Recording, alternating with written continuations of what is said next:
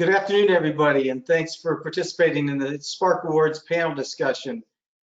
The Spark Awards was developed after our team at the BAB spent a lot of time immersing ourselves in the startup community. We wanted to better understand how the BAB could learn from and better understand how the BBB might assist the community in advancing their dreams with a better understanding of the BAB principles of trust. So a recognition program was developed, and it's now known as the Spark Awards. And I want to thank David All with the Allstate Group, as he was the developer of the startup storytelling events that brought together hundreds of passionate startups and helped us have a platform moving forward that led to the Spark Awards becoming a program with 100 VABs across North America, and assisting in the developing the program that he saw after seeing our Torch Award for Ethics program. And so the need for recognition for these startups is critical in understanding how they develop trust at an early stage in their development. And we talk about character, culture, community, and customers as kind of the driving factors of building trust in businesses and in our communities. And so with that, I want to get started, and I think you'll enjoy the conversation and learning from these phenomenal companies. So Cassie, if you want to kick it off. Sure. Yeah, I just wanted to take a moment to say thank you for everyone for attending today. And I also wanted to introduce you to Paul Profit. He's the founder of Sundown Group. He's here with us via phone currently. Excuse me. Sundown Group's intention was to partner with us to do a pitch competition during our Spark Award celebration, but as we all know, that didn't happen. So instead, we're just going to give Paul a moment to tell you a little bit about Sundown Group and the resources that they have to offer.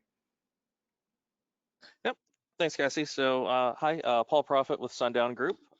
We're a statewide nonprofit, and we help provide resources and support for entrepreneurs. We maintain a Ask an Expert network, which allows for a free one-on-one with a variety of different experts, ranging from business development all the way to accounting and some legal help, all the way to helping to access sources of capital to help fund your business. And we also provide educational opportunities through our business building course series, which is kind of a brass tacks, basically how to start your business, run and operationalize that.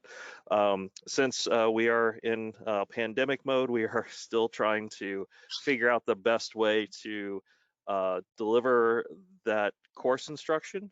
We have been doing some online learning, but we're looking to hopefully ramp that up a little bit later into the fall. So stay tuned for that as we get things going. One of the final things we also used to do, and hopefully we'll be able to do again, is host live business pitch events. So it's more or less a think of Shark Tank, but a lot friendlier, to basically help get resources and to help make connections and to kind of road test your business idea in a group among your peers that are there to provide critical but constructive feedback to your business idea and help make additional connections within the community. So hopefully those will be back when we're able to gather in person with more than 10 people in a room. Awesome, thanks, Paul. And then now I just want to take a moment to congratulate our Spark Award winners and introduce you to our moderator for today. So congratulations to all of you. We're so happy to be honoring you today. We have Fred Brothers from Fortuity, Josh and Megan Boone from Coba CoWork, and Kendra Valton from the Milk Mission. And I'm excited to also introduce you to our moderator, Adam Koch. He's the founder and president of our sponsoring partner, Libertas Wealth Management. And Adam is going to tell us a little bit about his business, and we're going to show a short video featuring our Spark Award recipients, and then we'll let the panel begin. And just a note, we will be taking a few minutes at the end to answer questions. So if you have any, just put them in the chat box, and as time allows, we will get to those. So Adam, take it away. Sounds great. Thanks, Cassie. I'm really honored to be a part of the Spark Awards against this year. So thank you for inviting me, you and Kip as well, Jessica. This is a wonderful event for those of you who've never been to a Spark Award event, and I wish this could have been live again this year, but we are living in 2020, so there's that. I'm just glad we were able to make this happen for the great companies that we're honoring today. As for me, our company, Libertas Wealth Management Group, we're a fiduciary retirement planning and investment management firm. And I always like to say we help successful executives and business owners make work optional someday. So I'll keep this short. If you'd like to learn more about us, check out our website at libertaswealth.com, where you can also set up an introduction call or a Zoom meeting at our contact page. And just know that you never have to be a client to ask a question. So Cassie and Jessica, I'll just pass it back to you so we can get started with the video.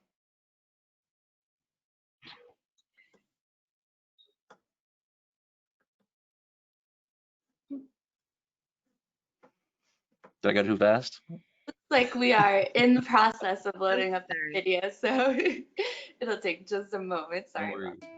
BBB's Spark Award celebrates the unique opportunity entrepreneurs have to spark trust at the inception of their business. Now, more than ever, it is important to lift up businesses that intentionally foster trust in our community, and we are pleased to honor 3 local companies that do so, the recipients of the 5th annual BBB Spark Awards. First, we recognize Fortuity in the steadfastness of their leadership's character. Located in Franklinton, Fortuity provides high-quality outsourced customer service sales support.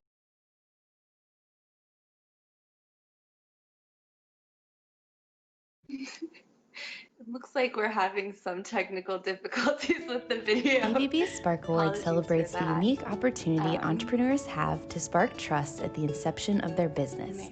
Now, more than ever, it is important to lift up businesses that intentionally foster trust in our community, and we are pleased to honor 3 local companies that do so, the recipients of the 5th annual BBB Spark Awards.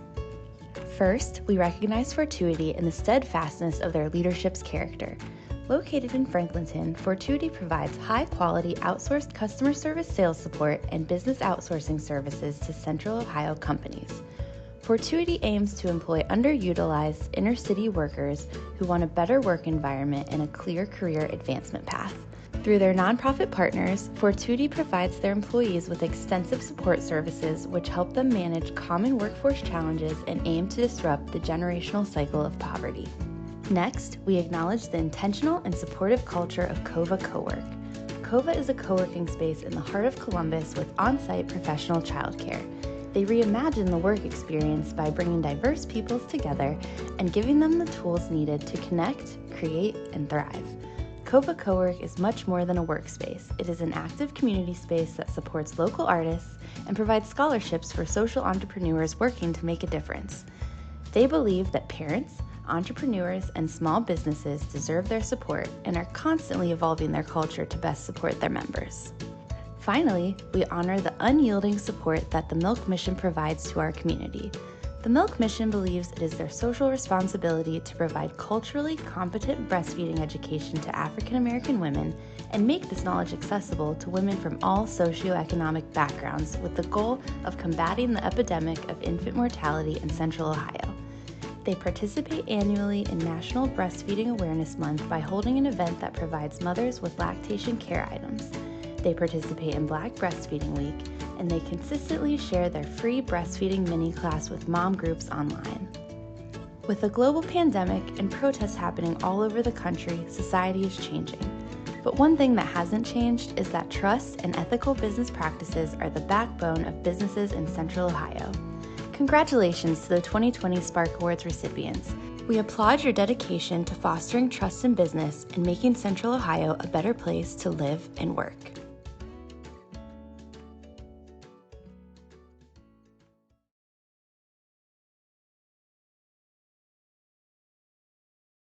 Muted here? Am I muted? Can you hear me? Okay. All right.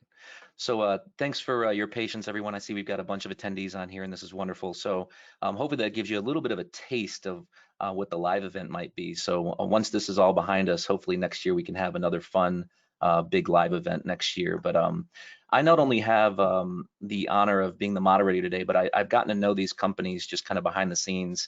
And I think the goal here is to let all of our attendees and those watching to kind of get to know these companies on a more personal level and understand, how they did what they did and what really makes them different. So without further ado, let me start with you, Fred. Can you give us maybe a little bit of background about what made you want to start a call center with a model like Fortuity's?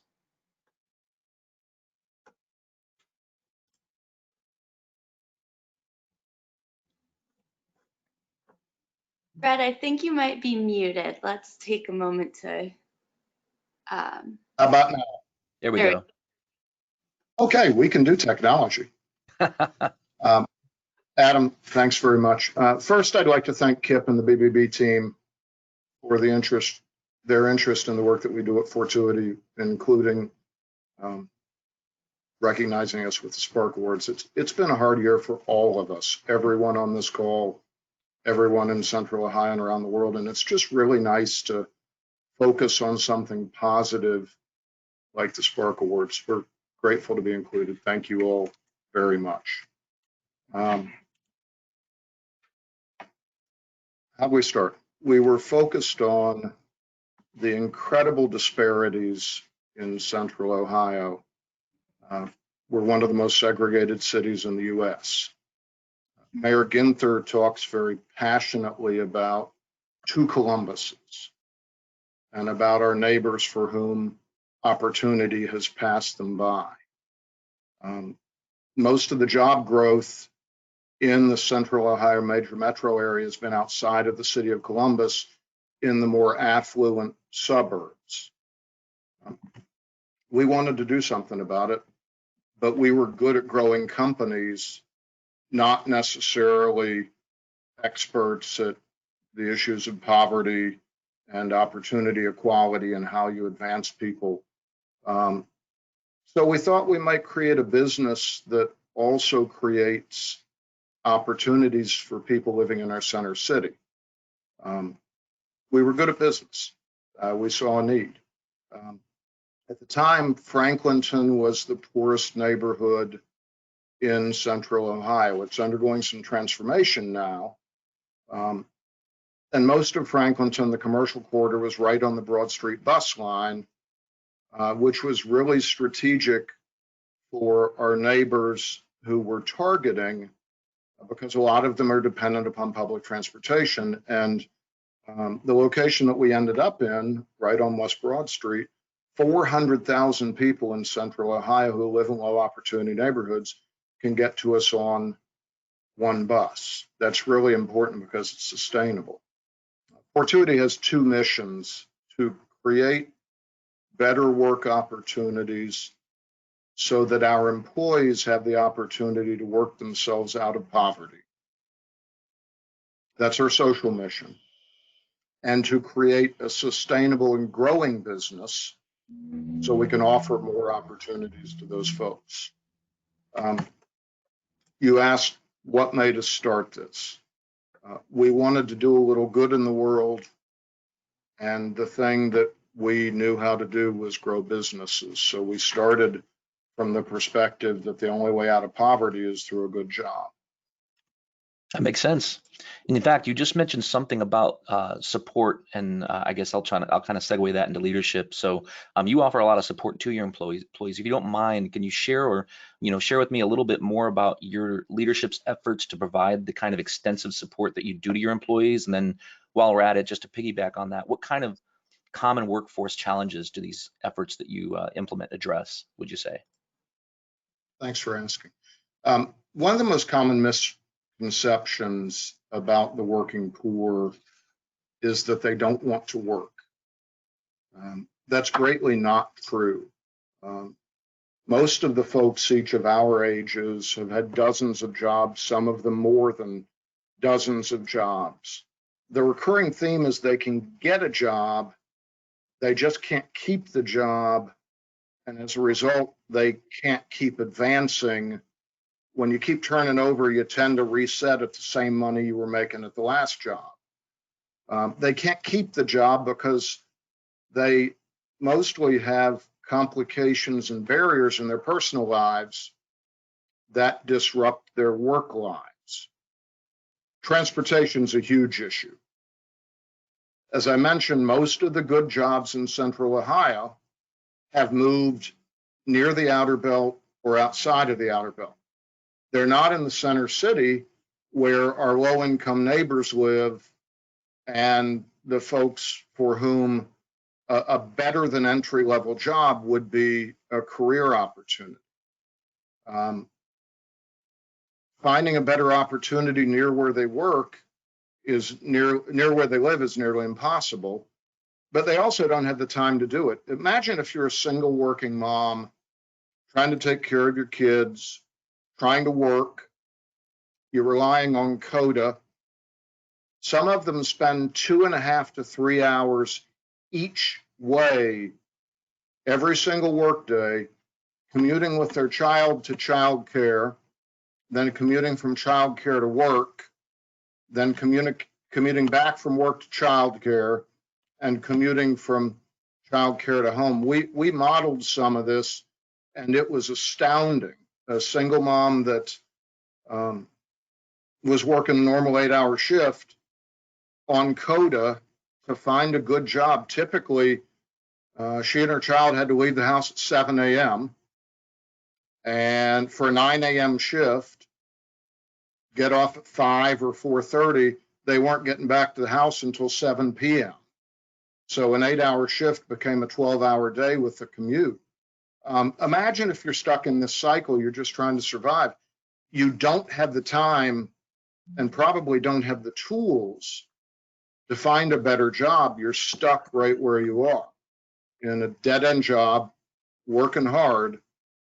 All you're ever going to do is work hard, and all you're going to do is be stuck working poor, living close to the poverty line. Childcare is often an issue. Number one, the affordability of it. Traditional for-profit childcare in the suburbs costs about $6 or $7 an hour.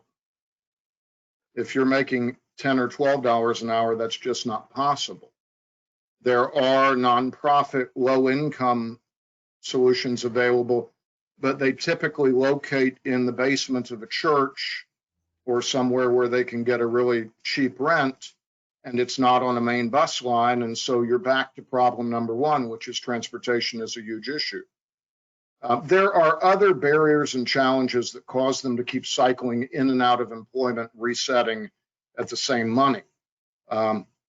Access to regular medical care was another one. Transportation, they're really busy, etc. I could go on. Sure. So our goal with Fortuity, we recognized that this was the reality of the folks that we're targeting to give an opportunity for them to work their way out of poverty. And we created and co-located services on site at the job site, because they have to come here every workday, that help them keep the job, knowing that if they can keep the job, they can advance over time, gain more skills, and earn more money. We located medical practices here. We've got a partnership with Mount Carmel. We located Columbus Works here, who does workforce readiness training and placement. We have a space for a child care center here. We were incredibly deliberate. It turned out to be the single hardest thing in what we did, at buying a building that was right on Broad Street, right on the biggest bus line. So we were realistic about the barriers that our employees have, and with the goal of helping them to keep the job, we've been very purpose-driven about locating services here that address the barriers and that help them to keep the job. Now, some folks say, wow, that's really great. You all are really nice people. And we definitely hope that's true. And it's amazing to be recognized by the BBB for a character award. No, thank you Very so much humbling. for sharing all that. I think that I think you've made it obvious to everyone, not just us, but everyone, why it is that you were one of the honorees for this award. So thanks again for sharing that. Let me change gears here and go over to Josh and Megan. Can you two tell us a little bit about the intention that you put behind creating your co-working space?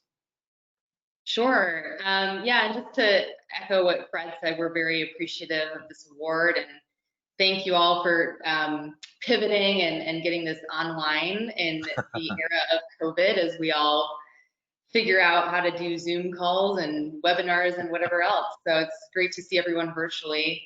And Fred, we're also in the Franklinton neighborhood, so it's nice to see your face. We've watched Fortuity grow from literally the ground up since we've been in the neighborhood for about 3 years. So nice to virtually meet you as well.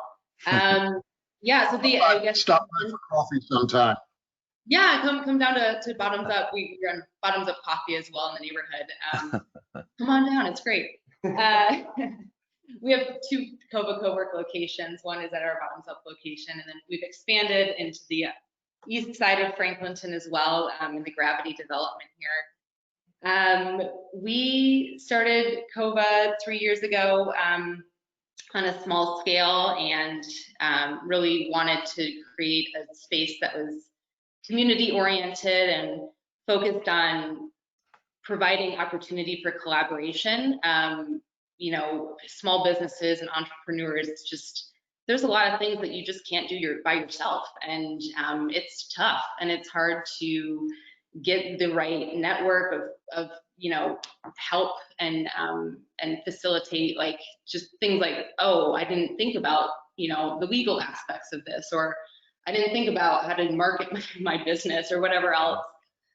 So we were very intentional about creating a space that really brought a bunch of diverse businesses together with the hope that they collaborate and work together. And it's been really cool to see that happen over the course of our existence. And then we've, you know, evolved with the needs of our members, and a lot of our members are parents, working parents, and to Fred's point, childcare is hard, and it's an affordability issue, it's an access issue, it's a logistics issue of, you know, traveling from home to childcare to work to childcare back to work often. And finding some help in between to navigate that. So we decided to bring childcare into the core piece of our business, with the intent of helping working parents. We were intentional about making sure it was something for not only moms, but parents in general, because it's not just a mom issue. A lot of times mothers are the ones that take on the burden, and there's challenges that is unique to womanhood of parenting while juggling a career. So that's something we wanted to make sure we facilitated for working moms, but we also recognize that you're more than just a mom, and you know, parents in general should be sharing that burden of responsibility. So we were intentional about making sure it was a facility that was family oriented, really, and welcoming to both working parents as well as small businesses and entrepreneurs. Yeah, anything you want to add, Josh? Sounds good. No, I think it's great that you've been so agnostic. I think when it comes to gender, because I mean, you know, as having a brother who had full custody of all 4 of his kids plus an autistic son made things difficult. So I think that's really cool. Kind of moving on, I mean, do you think you could tell us a little bit more about the support you're providing your members, you know, get into some specifics and why you think that, obviously, I feel like a broken record here because 2020 is creating so much change, but why it's important to constantly evolve in terms of what it means to support these entrepreneurs? Yeah, absolutely. So kind of as part of our intention of understanding that, you know, our members they're professionals, but they're also individuals, they're also parents or sons or whatever. And so their needs in all aspects of their lives are going to shift. And we want our space to support all aspects of their lives, not just the professional side. So that's where we kind of brought childcare in, and then we are in constant communication with them to kind of figure out, you know, what do you need, what's going on now, either, you know, pre-COVID or post-COVID. And so some of the things, you know, we've obviously tried to create an open, collaborative environment in our spaces, designed in a very specific way to encourage collaboration back when we were able to, you know, be within 6 feet of each other. We're returning in. and comfortable space, but also productive space. And then as we have gone forward over the last few years, we've added on things like virtual services. So if you're not in the space all the time, how do you get access to business, phone, and other and mail services on the go? We've added in specifically for COVID, adjusted our childcare offering to help support parents who have school-age children who are trying to figure out this whole remote world now. And we do a lot of these things to, through constantly having monthly surveys to check in on our members, on those who are interested in the space in general. So yes, we're constantly kind of evolving the different types of structures. Other things we've worked on is we're now having conversations with other businesses who are trying to figure out like what is their office lifestyle post-COVID. So we're coming up with creative, flexible options for those that are wanting to do some sort of work from home and from an office kind of hybrid situation. So we're bringing a lot of those tools into play, and it comes from conversations and evolution in the way we work and the way we live and raise our kids. No, thanks for sharing that. I remember the first time I saw the whole concept of childcare, and this was all before COVID, and it just put a smile on my face. I think it's a brilliant idea what you guys have done. So thanks again so much for sharing. Well, I'm going to move on to Milk Mission, and Kendra is joining us on the phone. So Kendra, can you hear me okay? I can. Can you guys hear me? Yep, we can hear you just fine. So Kendra, Awesome. I'm curious, was there a kind of a catalyst or kind of a changing moment that occurred? And if so, what was that catalyst that made you want to start Milk Mission? Absolutely. There definitely was a catalyst to why we started the Milk Mission. And the idea really was born out of sort of firsthand experience by myself and my business partner, Gina Van Camp, which is my sister. During our pregnancies, we really felt that we didn't receive an adequate level of breastfeeding education. And once we really started to take a deep dive into just prolonged health outcomes of a lack of breastfeeding or a miseducation of breastfeeding, not only with us, but within the community, it can be very detrimental to a woman's health, not only the woman, but the baby as well. And we saw this disparity not only, within healthcare and this gap in maternal wellness and tying that into breastfeeding, but we also saw a real lack of diverse imagery showing Black women breastfeeding. And our sons, actually, Jan and I, our sons are just about 4 months apart, and we would call each other and say, hey, what information did you find out? What did you see? And we were kind of like in unison in, where are all the Black women that breastfeed? We just did not see that imagery. And so we thought, if we are experiencing this, we know that other new and expecting moms are also experiencing this. And so we just kind of made it our responsibility to not only uncover why this existed in healthcare and in our communities, but we wanted to find a solution to it and really talk to the communities and get in front of new and expecting moms and get their ideas and opinions of what breastfeeding meant to them. And I have to say, being in front of a mom that has no idea what breastfeeding will mean for her and her baby is really eye-opening. So we knew that, healthcare at large kind of failed this mom. And so we were there to fill in that for her and really build out these culturally aware breastfeeding courses. Well, it sounds to me like you're delivering exactly what you sought out to, which is, providing that, culturally competent education and making that available to the community. But tell me maybe a little bit about how it's made a difference so far. Sure, absolutely. And just to give a little prelude to what culturally competent care really means, this is truly the ability to effectively interact with people across cultures. So language, behaviors, beliefs, and even communication styles. These are all very personal things, but these can all be barriers to the way individuals absorb education. And so specifically in healthcare, we knew that it was extremely important for mothers to understand the full spectrum of what it would mean for them not to breastfeed, and very specifically for our target market.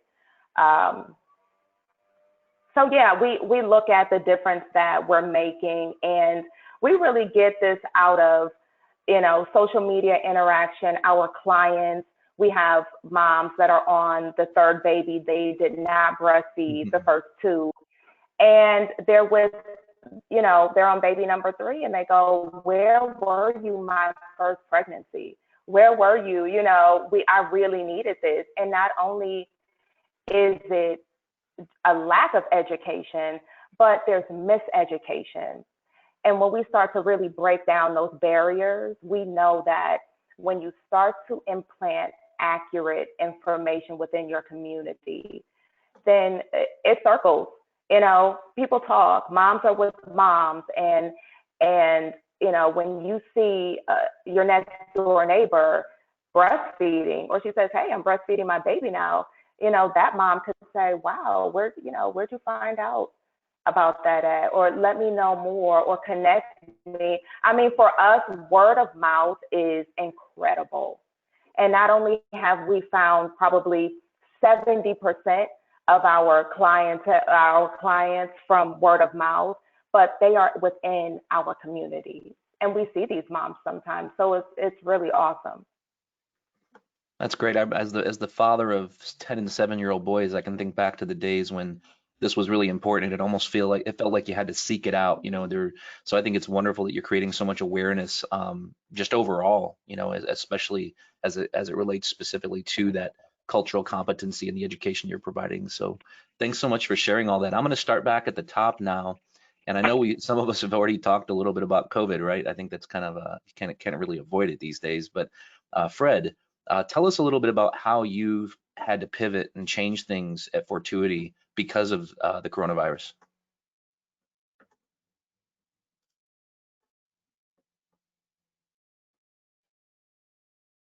Fred, can you hear me? I think Fred's frozen, or he's really good at staying really still. Oh. No. Oh, we lost Fred. Okay, well, I'll come back to Fred. Let's move. Let's go back to you, Josh. Okay, and Megan. can you hear me? Oh, there he is. Yep. Can you hear me? No, how about now?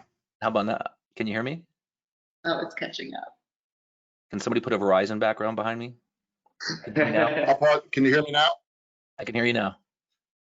Okay, I got better looking. We'll use the bandwidth voice.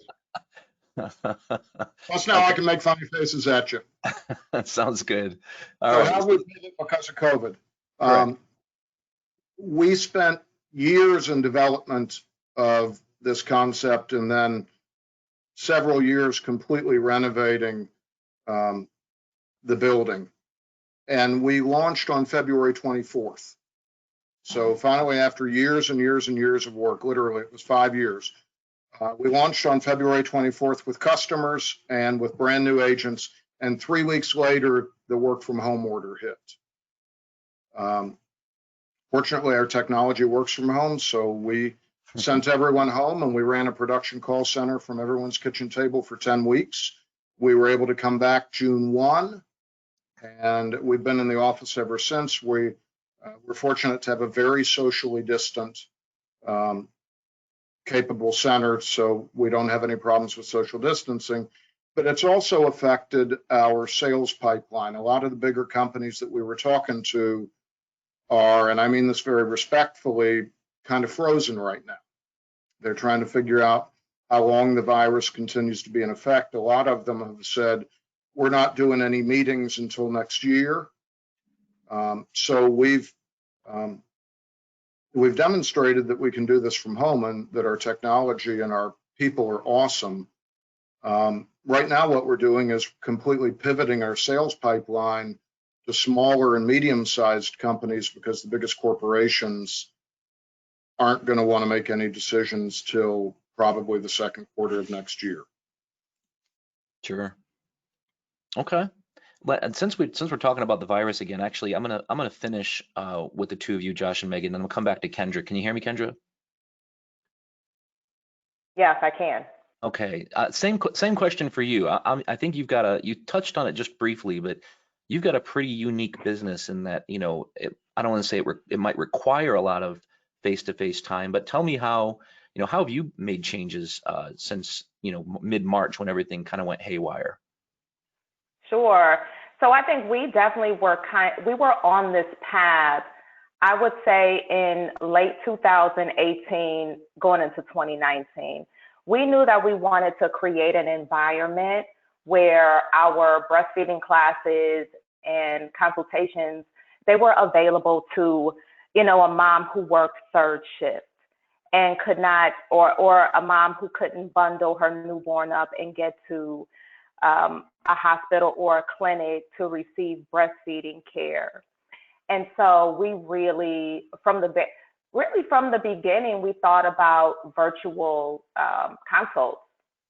And so, of course, with COVID, we started to look at how telehealth platforms were coming out. And one thing that we did do, we started to take a look at primary care physicians and the types of services, basic care that they started to offer online. And we thought, this could be a really good thing for us just to be completely virtual. Not only is it more safe for mom, but and baby, it's just extremely important at the time. And so it really didn't take much for us to catch on that wave of telehealth and virtual consults. So it really wasn't a hard turn for us, just because we kind of started out on that wave of making our services available to moms all over. Okay. Yeah, that's great that it kind of worked out almost. I don't want to say it sounds like it was easy per se, but it sounds like you almost kind of started. Definitely not easy. Right, definitely not easy. But COVID kind of gave us, I have to say, COVID gave us a kick in the pants. Sure. To really dig our heels in and not only make an online presence more, but to really sort of uncover what telehealth means in this time. So it was awesome. Well, I hope that technology, not only at the medical level, but and everything you're doing kind of helps to create a second catalyst, if you will, to help spread the word a little bit more than you already have. Yeah. So that would be great. Yeah. Josh and Megan, you've already touched a little bit on COVID and what you've done, and maybe some plans of what you're planning on doing going forward. Is there anything you'd like to add to that?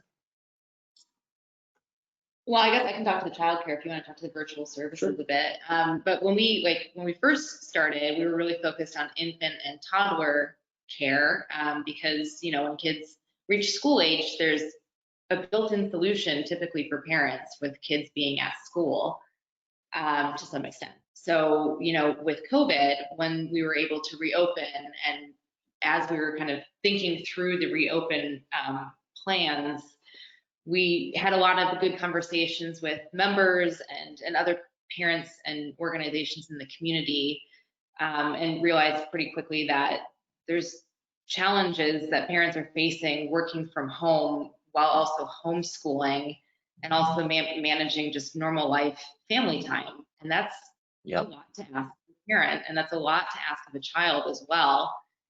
So we shifted our childcare space into an elementary school setting for very limited space. It's limited to 7 kids at a time to maintain social distancing. We also have an outdoor space that we can do activities with the kids and that sort of thing. But that's probably the biggest shift that we've made, is offering this homeschool option for parents. It's available obviously to our members, but we've also opened it up to the broader public. So if there's families that need to find a solution with a place to work that's not the kitchen table and a place to do homeschool that's also not the kitchen table. We're hopeful that we're a solution for that. So we're offering it as a half day or a full day service, and the co-working membership is included in the price point for the childcare elementary school setup. So I think that's probably the biggest shift that we've made on the like physical side of things. Josh, would you add to that? Yeah, so and that's definitely the biggest shift we've made. Our space, fortunately, it's pretty big, it's pretty open. Like Megan mentioned, we have a big outdoor space as well, the garage door that goes out there. So social distancing has not been that difficult. So we still have our desk services and our offices and things like that. But what we've added to that is we've kind of ramped up our virtual services, so that can be mail services, whether you're an actual physical member here or not. We can receive mail and notify you through a phone-based app. So you have a professional business address. You can add on limited access to the space as you need it, very limited, but you're working mostly from home. But you can also have secure mail services and phone services and online notary services and things like that. So we kind of ramp that up. We provide that as a benefit services to our higher level members, our offices and our reserve desk. They just kind of get it if they want it. And then it's an add-on for anyone else. So that's one of the things we kind of made fairly robust. And then the other thing we've been working on, which I touched on, is an anticipation of probably what Fred mentioned, second quarter next year, maybe earlier, not sure, depending on how employees are feeling. But if you kind of look at the trends of enterprises happening, so the big guys, so Twitter is now fully remote, Facebook's going to do a 50-50. So trickle that down to businesses of all levels. Some are looking at their current leases as bulky overhead that they now know they don't need in full. They maybe need some sort of part option, but maybe not a 10-year office lease. Employees are starting to mention how they like the flexible. They don't want to work at home full time, but they like the option of being at home if they need to, some flexibility. And that catalyst on top of the fact that this more comfortable work environment as opposed to the traditional office environment was already on trend the last few years.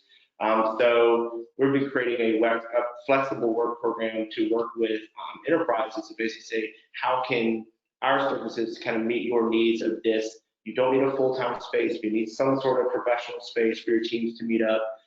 For some of your members who don't have great home work environments and need somewhere to work out of, how can we kind of meet you, where your needs are? So we've developed that. We call it WorkFlex,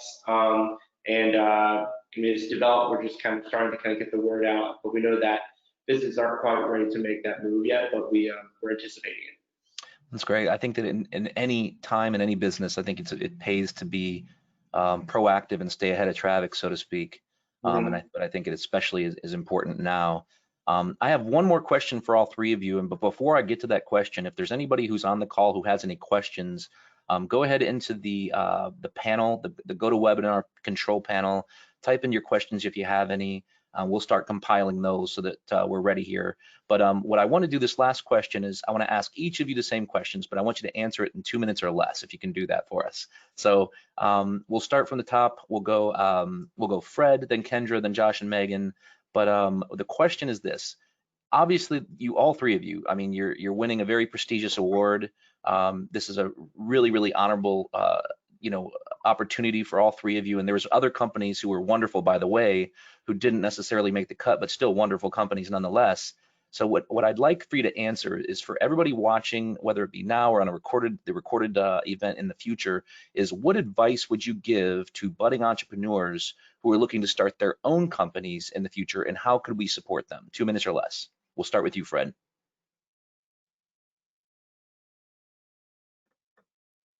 Can't hear you. Can we unmute Fred?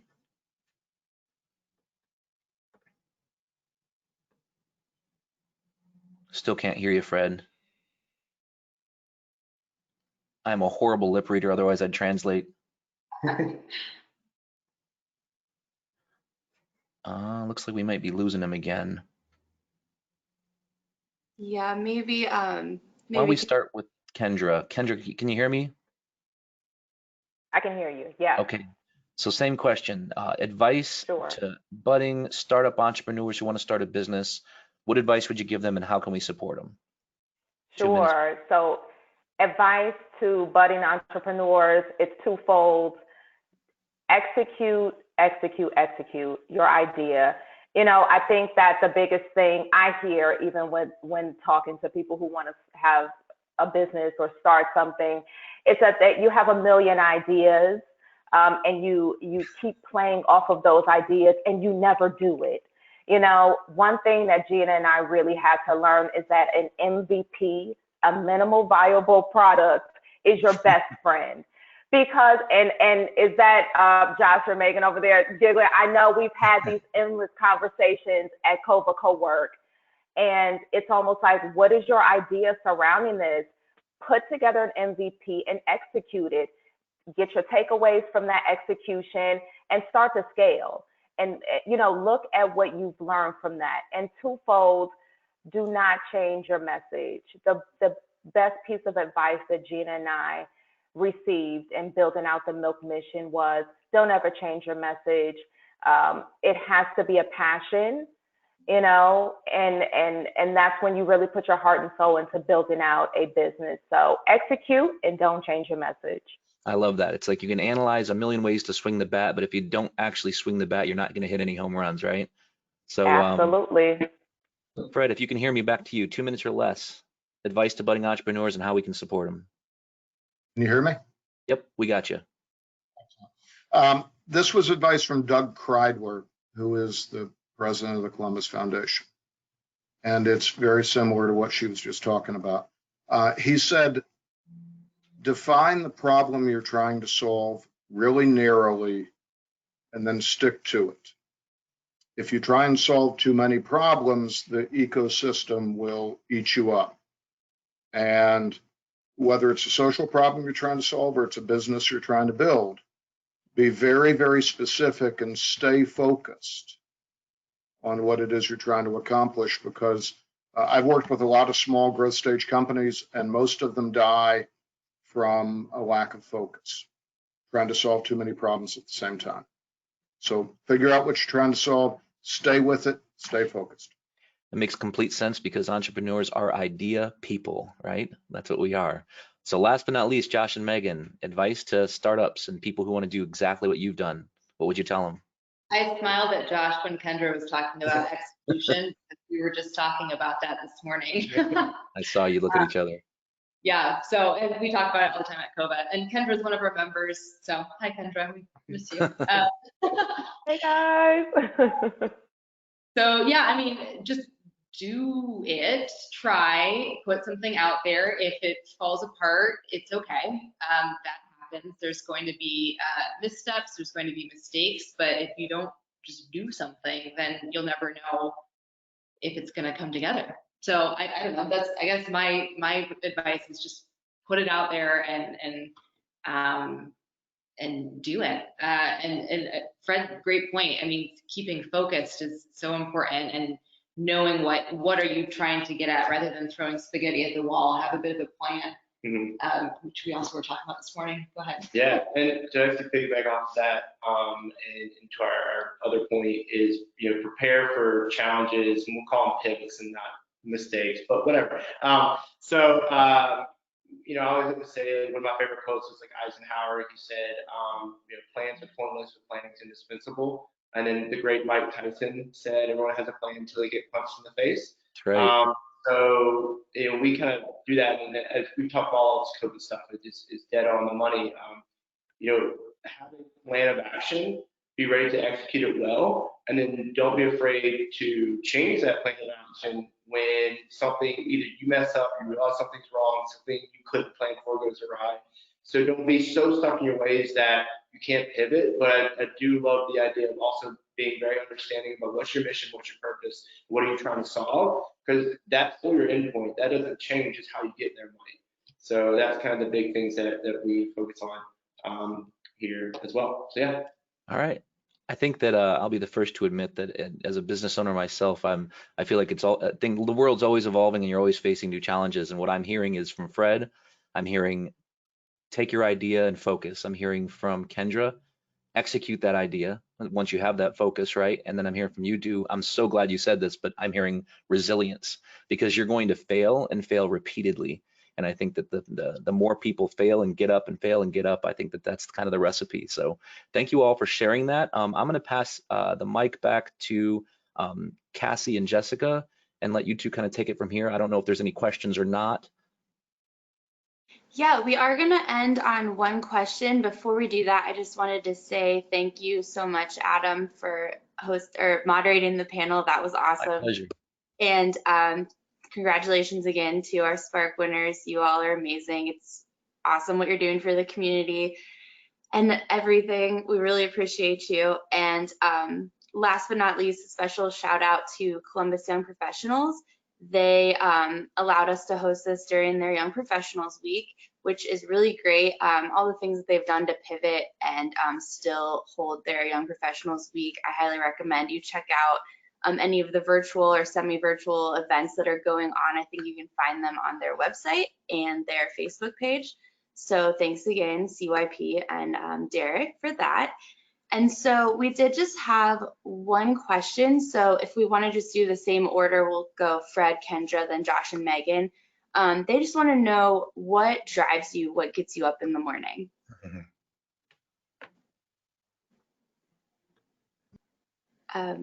We did this to help people. We did this out of a recognition that the opportunities that we have and our kids have and our friends have are very different than a lot of the folks in Columbus. And what gets me up every morning and gets me doing this is watching the effect we're having on some of our folks' lives. They're earning it, they're working for it. We create the opportunity. They've got to run with the opportunity. They've got to do the work. But it's just very, very cool. And I'm really proud of some of our folks and how they've taken the opportunity and they're using it to transform their lives. That's great. Kendra? Sure. The Milk Mission, we keep going every day, and I'll piggyback off of what Fred just said. It's because we see the effect we have in the community. We hear the stories from moms, and it's really a testament to not only the resilience of the community to be able to change their ideas, change their mindsets, and really, help themselves, but it's just amazing to hear stories from the women we've worked with. It's awesome. So that's what keeps us going. Sure. Yeah. So what keeps me up in the keeps me up in the morning? What gets me up in the morning is and the reason why I came into co-working was I absolutely love working with entrepreneurs of all levels. They're solving some pretty incredible problems, and I may not have their ideas or have their ability to execute in that particular area, but I want to support them so that they're successful. And so the energy coming off of them kind of fuels me, and so that's one of the things I really have loved about co-working. Yeah, and I'd agree with that, but add to it specifically with the childcare side of things, just being able to provide a solution to parents, especially working parents that have a hard time with this struggle between family and work life and that balance, and being able to integrate both of those things and showing that it's okay to have a family and still do well in your career, and you don't have to put your career over your family, and you shouldn't be asked to do so. And being able to provide some sort of solution so that both are possible is something that really motivates me. When there's limited paid leave in the US and it's not a national policy to have it, there's challenges that come with that as a working parent. So if we're able to provide some sort of solution, we want to do that. So that is what motivates me. That's great. Well, thank you all again so much for being here. Kip, any last words? Just that, you guys are so inspiring. I'd like to listen to your stories every morning. That would get me going. And, one of the takeaways is that we're talking about character, culture, and community. A lot of times people talk about, character is built in the valley, not on the mountaintop. And I think character, culture, and community also when we're dealt with the blows that I know all of you have been dealt with and everybody that's listening. You know, just think about where we're going to be when we get out of this. We're going to be that much stronger, and we're going to appreciate everybody more. And I think we're going to appreciate the impact that people like you are having in our communities and have been doing during the toughest times. So, you know, kudos to you guys. You're inspiring, and we look up to you. And thanks for being there. Thank you. All right. Well, congrats all Thank you. everybody. I think it's clear that you all very much wholeheartedly earned this award. So we'll look forward to seeing what you do going forward. Thank you, everyone. All right. See you guys. Take care. Have a good day. Thank you so much. Bye-bye.